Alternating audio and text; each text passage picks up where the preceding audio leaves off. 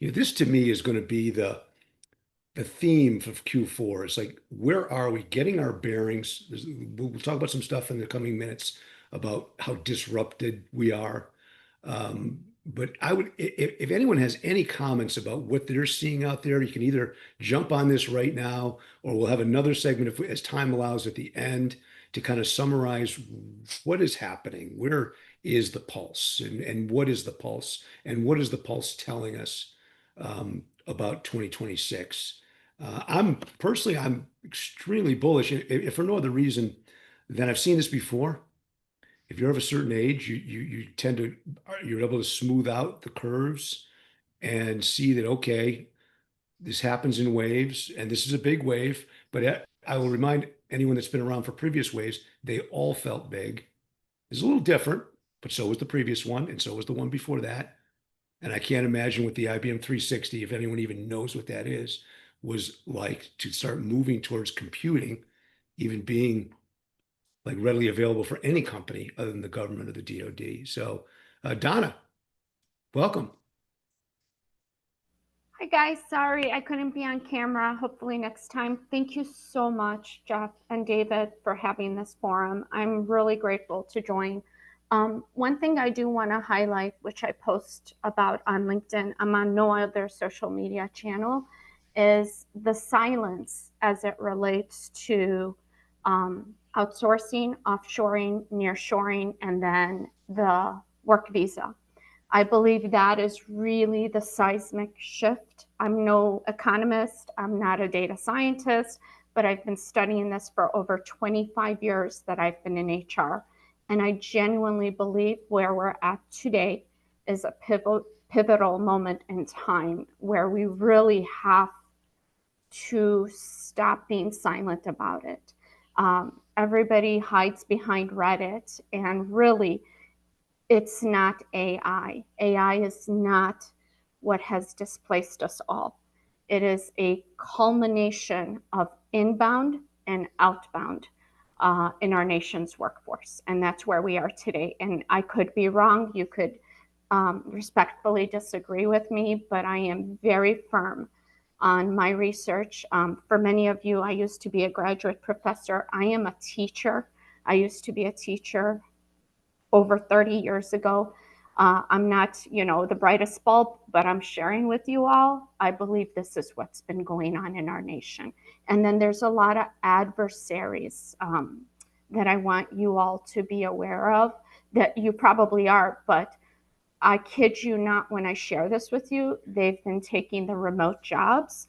And that's another reason that's underlying with causing additional ripple effects and impacts to our workforce in our nation. That's great, Donna. That's, I think, very astute analysis. And why don't we just jump in to some of the news things that'll support even what you're saying?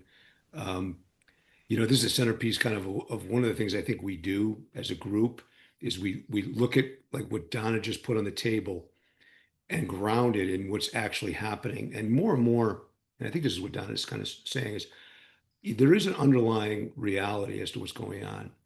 And I think what I like to do, if I can pull it off, is just to hold people at their own words, like hold companies at their own actions, take them at face value.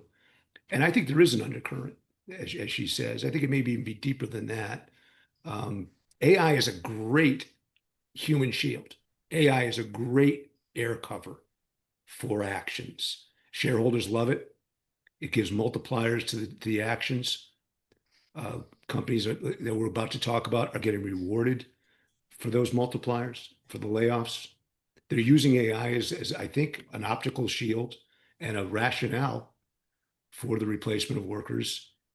But I think for TA, my take is that's something we should welcome and embrace. We should pick the fights that we can pick, understand the things that we can't do much about, and know everything we need to know about what's really going on so that we can be experts in the halls of the companies that we serve or work for. And I think to me, if there's a takeaway from this call today, throughout it, I hope you'll see that that's where I think we need to step up and be experts at AI, experts at workforce dynamics, experts at what Donna was talking about. What is really going on? And so let's just jump into the headlines. And this might get a little spicy. This is, I'm a little nervous about this piece. And I want to see how much load testing we can go and peel back the onion in a way Donna just articulated, because I think we struggle with this as a profession. We struggle with calling it out in a way that's productive in finding the truth. And I saw this thesis, and I have the utmost respect for the author. I've known from a distance Josh for years, decades.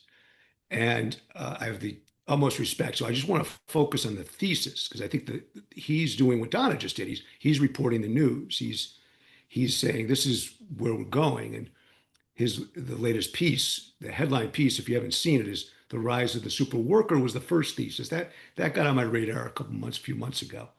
And it's something about it just troubled me. And then recently, the rise of the Supermanager. And that's where I really just kind of started, light bulbs and fuses started popping. And again, I want to focus on the thesis.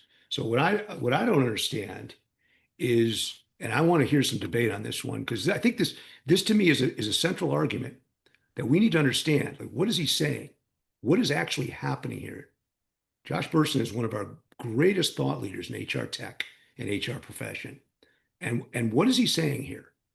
A super worker is an empowered employee who leverages AI. I don't understand that. I don't get it. Someone's going to have to set me straight. That's like, to me, that's like saying a super worker in 2002 was a manager, a worker that used Google or Yahoo or Microsoft. I don't understand what a super worker is. Who are they? Are all 48 of us that are on this call right now, are we already super workers? Because I sure don't feel like one. I'm using AI every day. I don't know how that differentiates me. Is everyone a super worker? If everyone's a super worker, then I don't understand the thesis at all. Because if everyone's just a super worker, we're already there and the layoffs continue. Because I don't think that's what the thesis is saying. The thesis is saying you have to adopt the AI to become a super worker. And that's where the circular argument for me starts to fall apart, because everyone on this call is adopting AI. The 4 or 5 people that say they're looking for work, I guarantee you guys have adopted AI. And I don't understand the thesis. I don't really get the logic and the traditional manager. What is a traditional manager? I'm confused, Simon. I'll get to you just in a second when I finish my rant. How are they selected? Who's going to select these super workers and super managers? And what do they do that's different than just being a super manager? Because I don't see the distinction. If I adopt new technology and I'm already a super worker, I should just be an enabled super worker. I'm confused. Simon, set me straight. I agree with you. I think I mean, Josh has always been a data guy, forever, and that's great. But I think he's coming from a perspective and a viewpoint that's just reinforcing his own sense of superiority. To my mind, you're right in the sense that everybody's using AI. In fact, that's half the problem. AI is destroying the whole interrelationship between recruiters, candidates, and even companies because it's not well managed. It's all over the shop. It's AI candidates interviewing with AI robots, completing AI enhanced resumes against AI jobs. It's complete bullshit. The traditional manager, if you like, I think is the human manager. It's the person that actually engages with their staff, engages with the people in their organization. And that's always been the reason we've, succeeded as human beings. I think so much of the stuff that I see, including Josh's, is clickbait. It's going out there with these sort of bold statements in order to get engagement on their piece, which is fine. We understand the concept of a headline, but truth be told, it is just adoption of tools. It's no different. And the good leaders and the good workers are the ones that integrate and still keep their humanity. Right on. Right on. All right. Uh, Sharon? I think, that when I think about this, have you ever been on Facebook where people start going on about how they don't want to do self-checkout because they didn't pay the people. I mean, they aren't paid there, and so the cashiers ought to be doing it so they won't lose their jobs. That's what this reminds me of. I mean, it's a ridiculous argument. Self-checkout is there. I love self-checkout, but at some point you just have to go, this is happening, and instead of bemoaning the fact that your job is going away, you have to retrain. And the idea of Supermanager, I think, not only has to be including using the tools, but supporting the people under you in having classes that teach the tools. Even job boards should be getting on board that.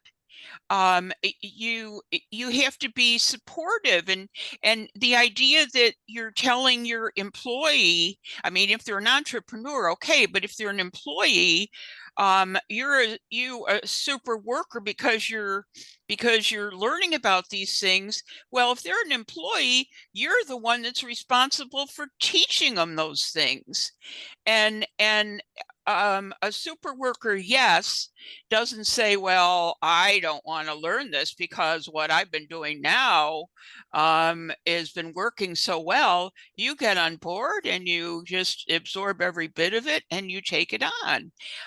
There's no use talking about the fact that this is scary. And in fact, AI, I mean, I've talked to and read a lot about AI's responsibility for taking jobs away.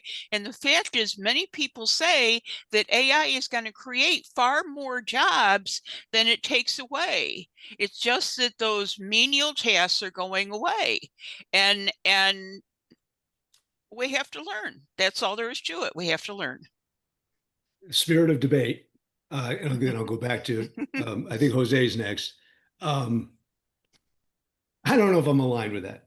I mean, I am. That's like, I hear you. I hear exactly what you said. But that's like saying I'm human because I breathe oxygen. I don't see I don't see any differentiation in the thesis. And these line items foster, like every one of these things we should be doing anyway. And I don't really like the cash register without a person at it. So we could actually have a yin and yang and back and forth debate on that. But I just don't see it. And maybe Jose, you can set me straight. Everyone's using this stuff now. Everybody. It's going to be a layer beneath the surface. We're not even going to know it's there. It's just going on. Yes, we need to know how to do prompts effectively and all that stuff. But I'm actually a little insulted by this whole thesis because it implies that there was people, and then when they adopted AI, they became super workers and super managers. That's just bullshit. That's a bad thesis. I don't like it. Maybe it's me personally. I find it insulting and condescending. Because if you're a super worker already, you're a super worker with AI, you're a super worker without AI. If you drink the AI pill, you're not all of a sudden going to become and if you do, then that's a whole different problem, I think, in my ways. Jose, set me straight. Maybe I'm crazy here. Yeah, no, I think, I mean, we're all experiencing this, right? As you think about how AI has shifted all of us into learning mode. I mean, we all, you know, I don't think I've seen a total solution yet, other than there's opportunities to leverage AI in every work, right? And a super manager to me is somebody that's we all are innovators. We're all looking for how do we increase productivity, how do we lower cost, right? And really enable our workers to do the work. When you infuse AI into that methodology, it's finding ways to do it faster and faster, right? What do we do nowadays is we always, like, I'm living and breathing chat GPT. I got a question on something, I'm going to figure out how can I do this and how can I do it faster, right? And it is actually accelerated. Like when I do look at my day-to-day work, if I've got to fix something and I use AI, I can actually now fix it quickly because it's giving me the step-by-step instructions. In the workplace, that's what we have. What a super manager to me would be somebody that is very astute to that, to understand how to leverage AI and how to find ways where we can infuse AI to increase that productivity of that worker, I'll even go a right? step. I'll go a step further, man. But these six bullets here, I don't believe AI is doing any of this shit. I'm sorry. I don't think if prioritize trust and transparency, democratize opportunity and growth. Are you kidding me? Sorry, that's just me. I don't think it's accomplishing those things. And it's almost Orwellian to me because it seems like it's doing the opposite of that. And we're having smoke blown. And it's like freaking weird, man. Like dystopian weird. Angela, help me out. Yeah, I see both sides of it. I think this is probably a little bit the way that it was portrayed here is a little simplistic. When I think super managers existed before AI too, and probably most of us on the line were already super managers or super leaders. But now as things are moving forward with AI, this is trying to argue how we should also adopt and push AI. And I think it all depends, right? Certain companies, you can't just go ahead and do whatever you want with AI. There's governance, there's legality behind it. So I kind of interpreted it a little bit differently, not as specific as what's written, but to say right now companies are looking for us to be able to come to them with how we'd recommend to be innovative or making sure we're on the up and up on what's out there, what the tools are that we could be using, how we could make things better. So I kind of read it into it that way versus being so specific. And I agree. I don't see how it is different. Super managers existed before AI. It's just technology is changing along with the times. So perhaps this article maybe is a little bit simplistic, but that's how I viewed it at least Thank you, Angela. is a Thank you. different Voice topic. of reason. I knew it would be somebody. Thank you Totally for agree. talking me off a Totally. ledge. And just by the way, housekeeping, that's his article. That these are just cut and pasted from his article. And I'm not picking on it or anything. This is just, as I said at the outset, me personally, I'm just going to start taking all these people at their words. And these are the words that he wrote. So quickly, Stephen. Hey, glad to be here. Long time listener, first time caller, right? You gotta say that. So, I'm in the market day in and day out, and then I run a retained practice, and I'm talking to the C-suite and technologies, and of course I've got to run through to get to know them pretty quickly. And there are a couple of key questions that I ask. One is innovation adaptability. How do you separate hype from real value and disruption? And then I follow up with the next one of really understanding, how do they balance the competing expectations with the board and with stakeholders? So I really get into it. And I'm talking to CTOs of Amazon or open up new markets in Europe, right? So I'm talking to some of these key players here in these definite markets. And you do get a smattering, but they're still in the Gen AI phase, right? And you kind of mentioned it, of using it as Google and to research, to write. Are they empowering their people? Yes, but what I'm hearing is they're saying, "Give me case studies." So everybody's stuck in case studies.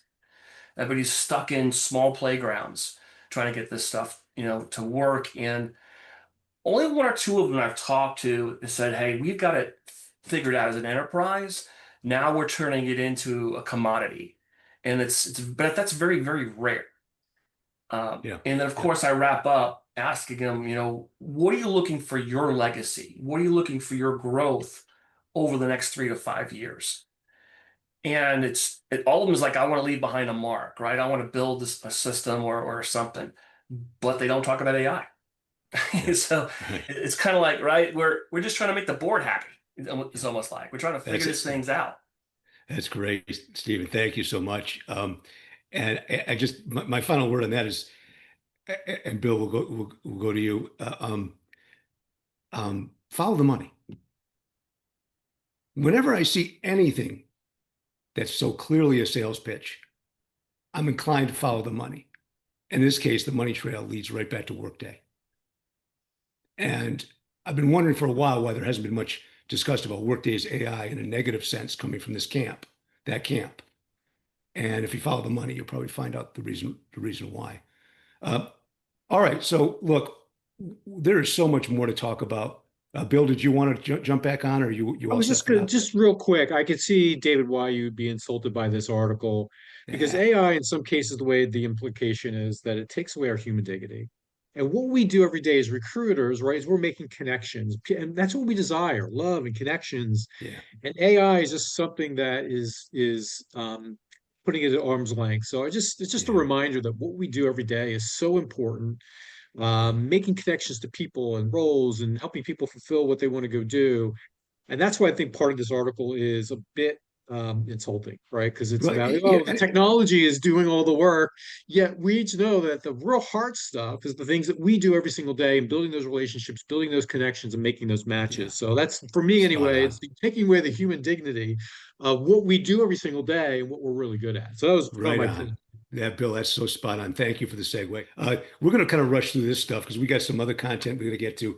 This is not a news flash to anybody. And I think it's part of the reason it's hard to juxtapose, that sales pitch for AI when at the enterprise level, I think Josh is talking about users. Like we have to adopt. And that's what I'm hearing. And I think I agree with that.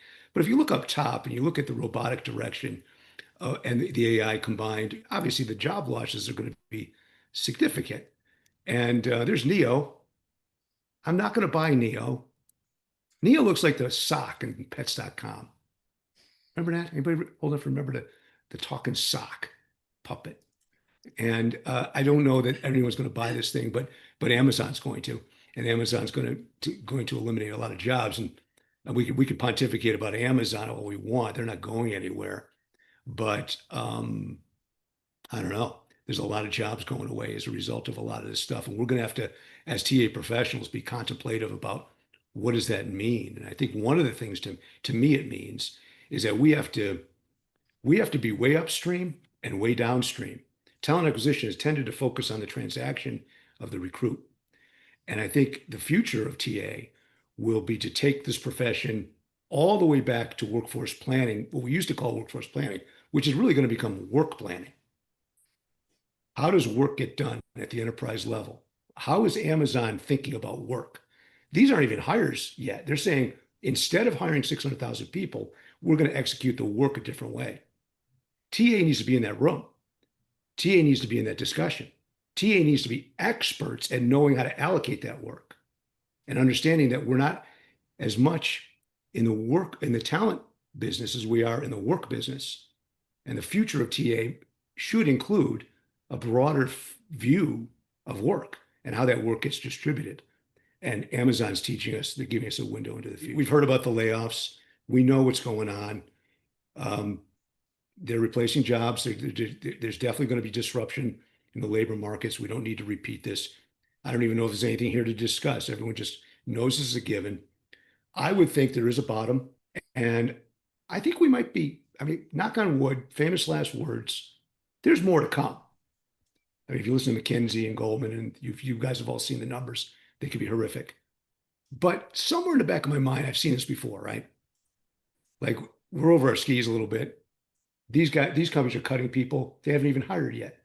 That Amazon thesis is we're not going to hire 600,000 people. So I'd like to think we're kind of at a floor, and we're going to start to see the uptick a little bit in next year. I'd love to hear some thoughts on this, but I think actually 2026 could be pretty robust because they're going to have overshot. AI is not going to be able to do as much as they think it's going to do. And the CFO doesn't care right now, I don't think, overgeneralized. He's interested in EPS and shareholder value. And this is a great way to get it real quickly. So, but I think we're there. I think we can transition into a more positive thing. And I think one of the things that we really need as a profession, and that's why Mobley and the iSIMS serious case, really important area of study for us guys. We really got to be experts. Make the call next Thursday if you can. We got to be experts at the legal framework around the utilization of AI. You see all the arguments going on LinkedIn about does AI have any impact on the hiring outcomes within the ATS? And I almost can't believe there's even an argument there. Of course it does. Obviously, it does some kind of impact. And so California and New York are going to lead the charge. The bookends of the country are going to lead the discussion.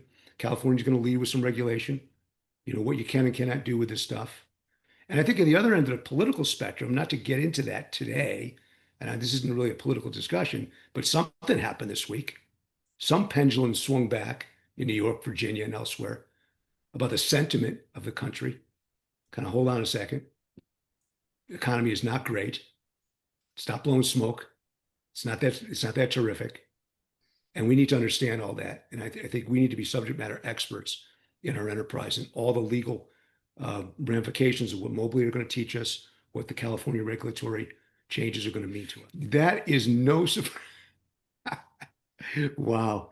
Yeah. I think it's too late. I think it's too late. I think the train has left. The path is still there. I mean, you're probably right. Those of you that voted for settlement, nobody for Workday. Well, obviously, Workday's lost here no matter what happens. I think there is some light at the end of the tunnel. I think there's some. I'm not sure if it's coming at us or we're going towards it. It's hard to tell sometimes. Maybe it's a little bit of both. And I think it is our time. I think it sounds a little cliche, but I think here's the thing.